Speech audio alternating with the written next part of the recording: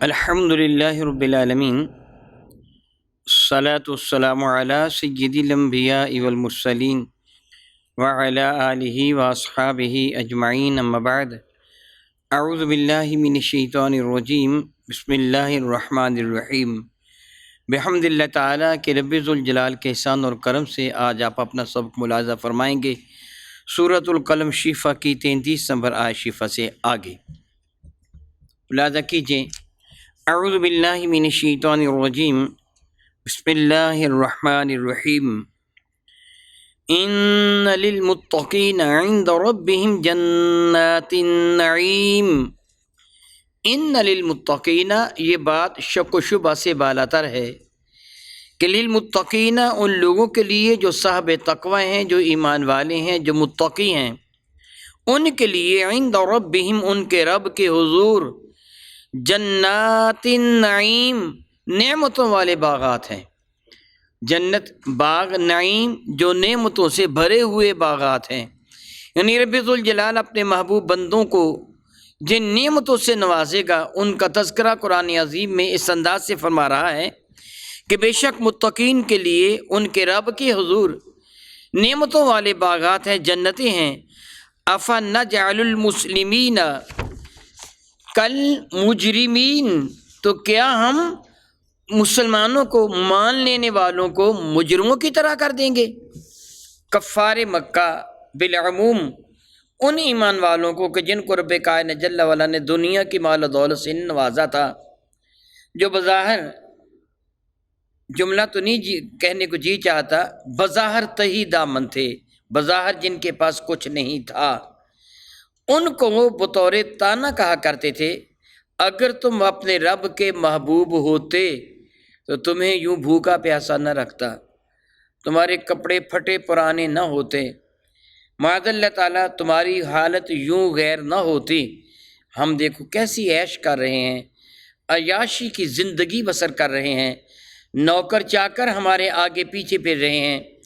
سونے چاندی کے انبار ہمارے گھروں میں لگے ہوئے ہیں، ہماری خواہشات نفسانیہ پہ ایک اشارے پہ ہر وہ خواہش پوری ہوتی ہے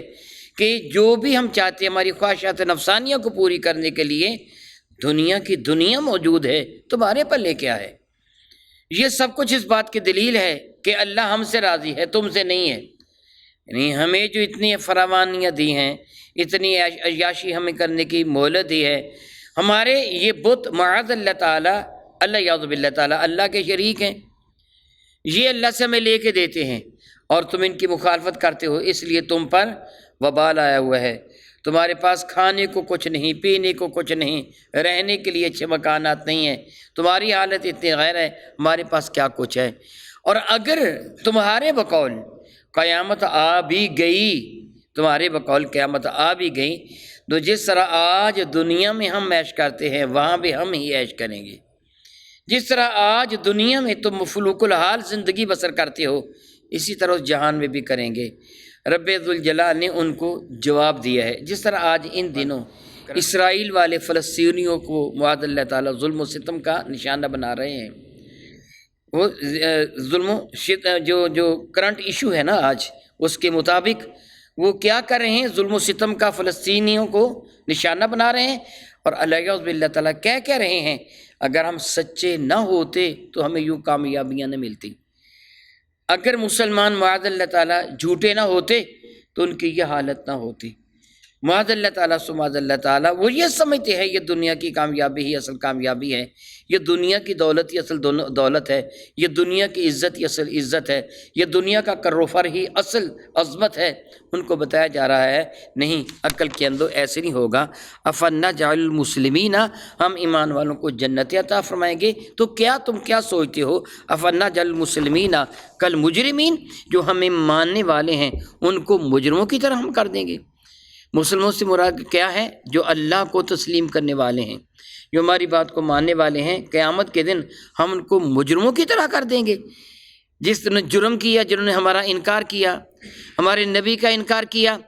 رب کریم فرماتے ہیں ما لکم کیف تحکمون، او بدبختو تمہیں کیا ہو گیا ہے، یہ کیسا حکم تم لگا رہے ہو، کہ قیامت کے دن ان مسلمانوں کو سزا ملے گی اور تمہیں عیاشی کا موقع ملے گا، جنت تمہارا مقدر ہوگی اور جہنم میں ان کو پھینکا جائے گا۔ کتنا برا تم حکم لگا رہے ہو۔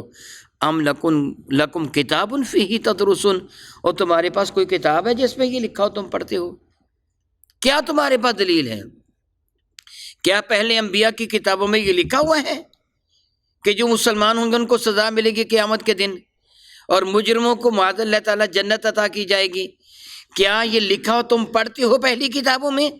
ان لکم فیہ لما تخیرون، کیا تمہارے پاس کوئی ایسی شے ہے کہ تمہیں وہ ملے گا جس کا تم اختیار رکھتے ہو؟ ان لکم، یہ کہ ہوگا واسطے تمہارے فیہ، اس میں یعنی اس کتاب میں یا قیامت کے دن، لما تخیرون، وہ جس کو تم اختیار کرتے ہو، یعنی تمہاری پسندیدہ شے۔ جس طرح دنیا میں کہتے ہو آج ہماری پسندیدہ شے ہمیں مل رہی ہے، مسلمانوں تمہیں نہیں مل رہی۔ ان کی پسندیدہ شے وہ فتح و نصرت ہو دنیا کی، مال و دولت ہو دنیا کا، جاہ و حشمت ہو دنیا کی، اقتدار ہو دنیا کا، وہ ہمیں مل رہا ہے۔ مسلمانوں تمہیں تو نہیں مل رہا، اور قیامت کو بھی ہمیں ملے گا، تمہیں نہیں ملے گا۔ رب کریم فرماتا ہے کیا پہلی کتابوں میں یوں لکھا ہوا ہے؟ ام لکم ایمان علینا، ایمان نہیں ایمان، ایمان یمین سے ہے، قسم سے ہے۔ ام لکم ایمان علینا بالغۃ، کیا ہم نے تمہارے لیے قسمیں اٹھا رکھی ہیں؟ کہ ہم نے تمہارے سامنے قسم اٹھائی تھی کہ ہمیں قسم ہے ہماری عزت و جلال کی، ہم تمہیں ضرور عزت دیں گے، ہم نے تم سے کوئی وعدہ کر رکھا ہے، کوئی قسم اٹھا رکھی ہے؟ بالغۃ الی یوم القیامہ، جو قیامت تک پہنچے گی، یعنی قیامت کے جس کا اثر نظر آئے گا۔ ان لکم ما تحکمون، کہ ہم تمہیں وہ سب کچھ عطا کر دیں گے جو تم ہمیں حکم دو گے۔ ہم تمہارے پابند بن گئے، ہم نے قسمیں جو اٹھا رکھی ہیں، ہم نے پہلی کتابوں میں جو لکھ رکھا ہے، ہم تمہارے پابند بن جائیں گے۔ محبوب مکرم علیہ السلام ان بدبخت سے پوچھئے، سلہم، ان سے سوال کیجئے، ایہم بذالک زعیم، وہ کون ہے جس ظلم باطل پر تم یہ سب کچھ کہہ رہے ہو؟ کیا ہے تمہارے پاس دلیل؟ تو مسلمانوں کو زج کر رہے ہو اور کہہ رہے ہو مسلمانوں تمہارے پلے آج بھی کچھ نہیں، کل بھی کچھ نہیں ہوگا، ہم اللہ کے محبوب ہیں، یہاں ہمیں مل رہا ہے، آگے بھی ہمیں ملے گا۔ رب کریم فرماتے ہیں ان سے پوچھو، ام لہم شرکاء، کیا ان کے پاس کوئی شریک ہیں؟ فلیاتوا بشرکائکم، اپنے شریکوں کو لے کے آؤ، ان کنتم صادقین، اگر تم اپنے دعوے میں سچے ہو۔ وہ کہتے تھے ہم ان بتوں کو پوجتے ہیں، آج بھی ہندو، کافر، وہ بے دین جو بھی ہیں، وہ یہ کہتے ہیں کہ چونکہ ہم سچے ہیں، ہم دیکھو بتوں کو پوجتے ہیں، بتوں کو پوجنے کی وجہ سے ہمارے رزق میں فراوانی ہو جاتی ہے، ہمارے اختیارات بڑھ جاتے ہیں، ہمارے اقتدار میں طول آ جاتا ہے، اور ہمیں وہ سب کچھ میسر آ جاتا ہے جو ہم چاہتے ہیں۔ یہ سب کچھ بت لے کے دیتے ہیں، مانتے وہ بھی رب کو ہیں، وہ بھی رب کو مانتے ہیں، اور بتوں کو رب کا اوتار کہتے ہیں، ہندی زبان کا لفظ ہے۔ رب ان میں اترا ہوا ہے، ان میں اس نے حلول کر رکھا ہے، جس طرح عیسائیوں کا عقیدہ حضرت عیسیٰ علیہ السلام کے لیے ہے کہ حضرت عیسیٰ علیہ السلام میں اللہ نے حلول کر رکھا ہے۔ اللہ یعوذ باللہ تعالیٰ نصیریہ فرقہ کا عقیدہ ہے حضرت علی میں رب نے حلول کر رکھا ہے، وہ علی کو رب کہتے ہیں۔ یہ سب کچھ کفر ہے۔ ہندو اللہ کو مانتے ہیں لیکن بتوں کو اللہ کا شریک مانتے ہیں، وہ کہتے ہیں کہ اللہ نے ان میں حلول کر رکھا ہے، اور یہ مجبور کرتے ہیں رب کو کہ جس طرح معاذ اللہ تعالیٰ آج کل یوں سمجھیے کہ یہ کتنے وہ ممبر ہیں قومی اسمبلی کے، صوبائی اسمبلی کے، وہ اپنے بڑے کو، وزیر اعظم کو یا صدر کو، اس کو مجبور کرتے ہیں ہمیں فنڈ دے، ہم نے اپنے علاقوں میں خرچ کرنا ہے۔ وہ کافروں کا یہ عقیدہ ہے کہ یہ جو ہمارے بت ہیں یہ اللہ کو مجبور کرتے ہیں ہمیں دینے کے لیے، وہ ہمیں دیتا ہے، یہ ہمارے وہ شفیع ہیں، قیامت کے دن بھی رب کے حضور یہ آج بھی ہمیں لے کے دیتے ہیں، کل بھی لے کے دیں گے۔ تو رب کریم فرماتا ہے ان بدبختوں کو کہو اپنے ان شرکاء کو لے کے آؤ، قیامت کو بھی کہا جائے گا جن کے تم اللہ کا شریک ٹھہراتے تھے، یہ تمہیں کچھ دے سکتے ہیں؟ رب کریم فرماتا ہے فَلْيَأْتُوا بِشُرَكَائِكُمْ، اور بعض مفسرین اکرام نے شرکاء ای شہداء، یعنی شرکاء بمعنی شہداء ہے کہ اپنے گواہوں کو لے کے آؤ، کہ جن گواہوں کے سامنے رب نے تم سے وعدہ کیا تھا کہ جو کچھ بھی ہوگا میں تمہیں دوں گا، مسلمانوں کو کچھ نہیں دوں گا۔ ان کانوا صادقین، اگر تم اپنے دعویٰ میں سچی ہو تو لے کے آؤ۔ یقین بال یقین وہ کافر تو اپنے دعوے میں جھوٹے ہیں، وہ تو سچے تو نہیں ہیں۔ یہ کیسے ممکن ہے کہ جب کفر کرنے والا ہو اللہ تعالیٰ اس کو تو جنت عطا فرما دے؟ تو جنہوں نے رب کی رضا کی خاطر اتنی تکالیف برداشت کی ہیں، جس طرح آج بھی مسلمانوں پر ظلم و ستم کے پہاڑ توڑے جا رہے ہیں، ان کو بموں سے اڑایا جا رہا ہے، ان کے بچوں کو قتل کیا جا رہا ہے، ان کی خواتین کو معاذ اللہ تعالیٰ سماذ اللہ تعالیٰ عزت برباد کر کے شہید کیا جا رہا ہے، ان کے مردوں کو ذبح کیا جا رہا ہے، تو کیا وہ لوگ جو اللہ کی رضا کی خاطر یہ تکالیف برداشت کرنے والے ہیں، ان کو کوئی اجر نہیں ملے گا؟ اللہ تعالیٰ ان کو ایسے جہنم میں پھینک دے گا؟ اور جو ظالم ہے کہ اللہ تعالیٰ نے جنت ان کے لیے بنا رکھی ہے،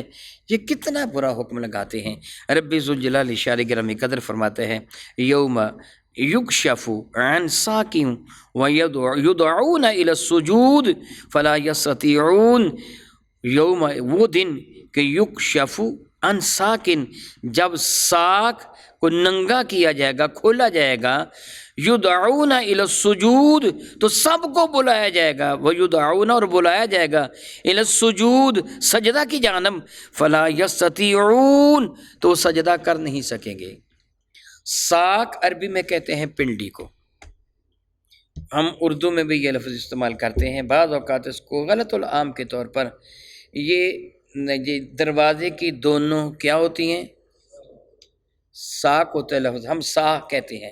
کافے کی بنی کھے کے ساتھ، یہ بطور غلط العام ہے،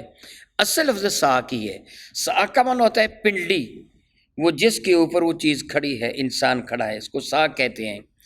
یہاں ہے کہ جب اللہ تعالیٰ جل وعلا ساق کو ننگا فرمائے گا، اس کا معنی تو ہمیں آتا ہے کہ عربی میں ساق کسے کہتے ہیں، پنڈلی کو، مگر اس کی حقیقت کیا ہے اس سے میرا اللہ واقف ہے۔ یعنی جس طرح اللہ تعالیٰ نے یدن فرمایا کہ اللہ کا ید اللہ فوق ایدیہم، اللہ کا ہاتھ ان کے ہاتھوں پر،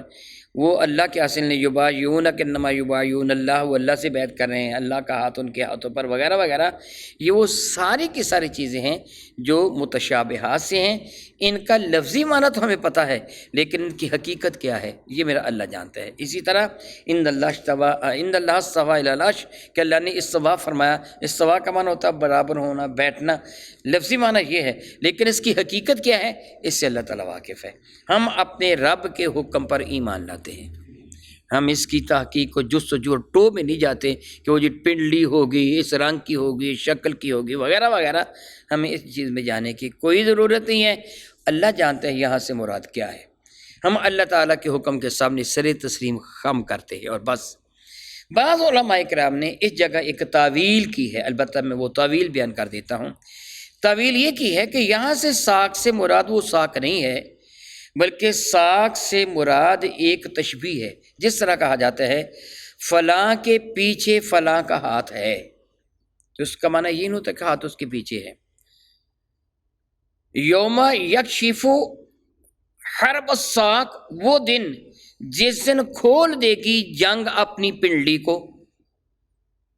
مراد کیا ہوتا ہے، ہم اردو زبان میں یا پنجابی میں کہتے ہیں، پنجابی میں لڑائی کے لیے لنگوٹا کس لیا، تو لنگوٹے سے کسنے سے مراد یہ نہیں ہوتا کہ اس نے واقعی ہی لنگوٹا کس لیا، اردو میں کہتے کمر کس لی، یعنی وہ آمادہ ہو گیا۔ اس سے مراد یہ نہیں ہوتا کہ اس نے کمر پر کوئی کس کے کوئی کپڑا باندھ دیا ہے،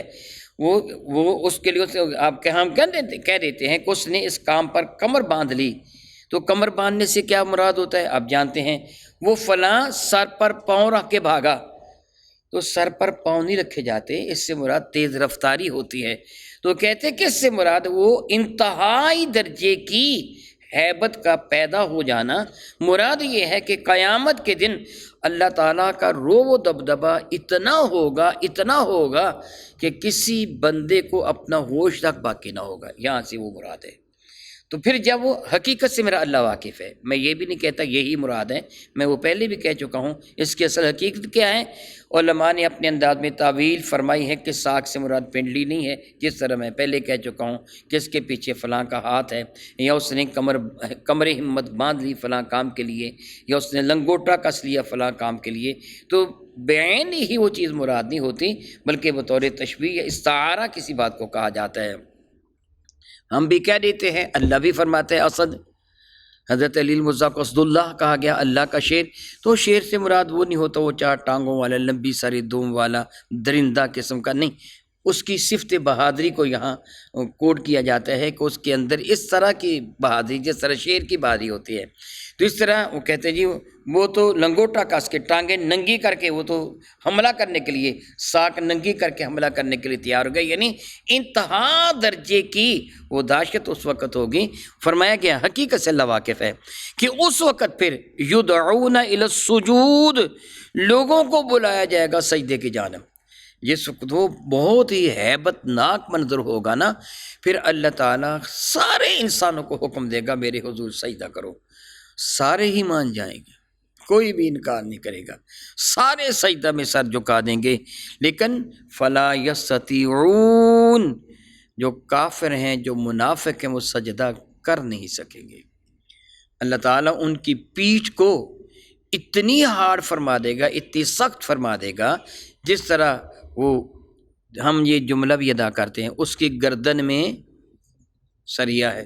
کہتے ہیں نا اس کی گردن میں سریا، ہوتا تو سریا نہیں ہے نا، یعنی وہ اکڑا ہوا ہے، گردن اکڑا کے رکھ، متکبر ہے، ہم اس کو کہتے ہیں گردن میں سریا ہے۔ اسی طرح یوں سمجھیے کہ ان کے اسپائنل کارڈ وہ حرام مغز کی جگہ سریا دے دیا جائے گا، وہ سجدہ نہیں کر سکیں گے، کرنا چاہیں گے اوندا منہ گر تو جائیں گے لیکن سجدہ نہیں کر سکیں گے۔ رب ذوالجلال فرماتے پھر عالم کیا ہوگا،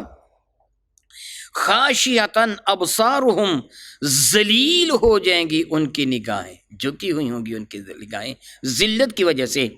ترہقہم ذلہ، ان پر خواری اور ذلت چھائی ہوئی ہوگی، کیوں؟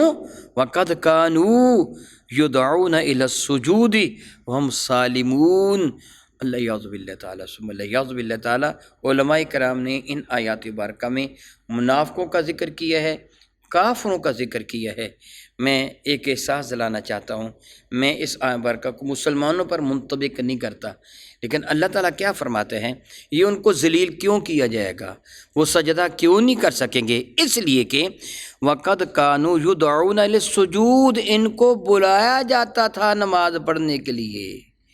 ان کو کہا جاتا تھا آؤ سجدہ کریں، وہم سالمون، یہ صحیح سلامت تھے، سجدہ نہیں کیا کرتے تھے، اس لیے آج ان کو سجدے کی اجازت نہیں ملے گی۔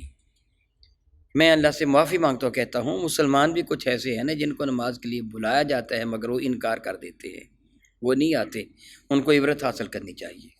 میں نہیں جانتا کہ اس میں وہ مراد ہے کہ نہیں، علماء نے اس جگہ کافر اور منافق مراد لیے ہیں کہ کافر اور منافقوں کو بلایا جائے گا، منافقوں کو بلایا جاتا، منافق پڑھتے بھی تھے نمازیں، منافقوں اور کافروں کو بلایا، سب کو بلایا جائے گا، لیکن منافق اور کافر سجدہ نہیں کریں گے، ایمان والے سجدہ کریں گے۔ یہاں وہ میرے کریم آقا کی حدیث مبارکہ بھی ہے کہ من ترک الصلاۃ متعمدا فقد کفر، جس سے جان بوجھ کر نماز کو چھوڑ دیا اس نے کفر کیا ہے۔ الیاذ باللہ تعالیٰ ثم الیاذ باللہ تعالیٰ۔ اس لیے ڈرنا چاہیے ایمان والوں کو کہ نماز کا وقت ہو جائے ان کو بلایا جاتا ہے، بلا کیا کہہ کے بلایا جاتا ہے، حی علی الصلاۃ، اور نماز پڑھنے کے لیے، سجدہ کے لیے بلایا جاتا ہے۔ دنیا میں ان کو بلایا جاتا تھا سجدہ کے لیے، وہ نہیں آیا کرتے تھے، آج وہ اپنے آپ کو یہ ثابت کرنے کے لیے، جی ہم تو بڑے سجدے کرنے والے ہیں، انگلی کٹوا کے شہداء میں شامل ہونے والے، وہ بھی کہیں کہ ہم فوراً اللہ کو سجدہ کرتے ہیں، مگر کوئی بھی سجدہ نہ کر سکے گا وہ جو کافر تھا، منافق تھا، جس کو دنیا میں سجدہ کے لیے بلایا جاتا تھا۔ اللہ فرمائیں گے یہ سزا اس لیے ہے کہ ان کو دنیا میں کہا جاتا تھا سجدہ کرنے کا مگر وہ کیا نہیں کرتے تھے۔ اللہ یعوذ باللہ تعالیٰ، او کما قال اللہ تبارک و تعالی، واللہ تعالی اعلم باسرار کتابہ۔